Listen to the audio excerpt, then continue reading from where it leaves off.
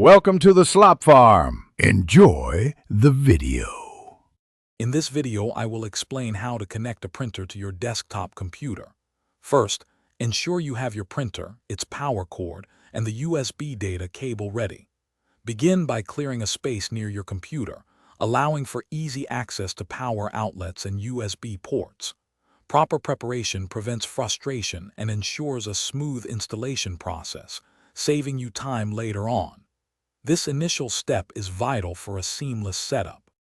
Before starting, ensure you have all the necessary items: your printer, its dedicated power cable, and typically a USB Type-B to Type-A data cable, usually about 3 feet long.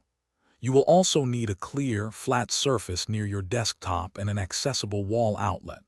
Having everything organized beforehand makes the connection process much more efficient.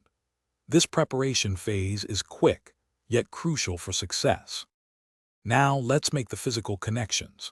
First, securely plug the printer's power cable into the designated port on the back of the printer.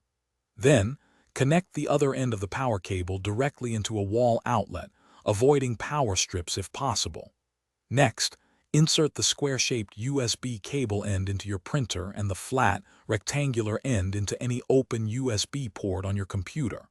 Power on your printer. It might make some sounds as it initializes. Once physically connected, your computer might automatically detect the new hardware and begin installing generic drivers. If not, insert the printer's installation CD or visit the manufacturer's official support website. Locate your specific printer model by its name and number, then download the full driver and software package.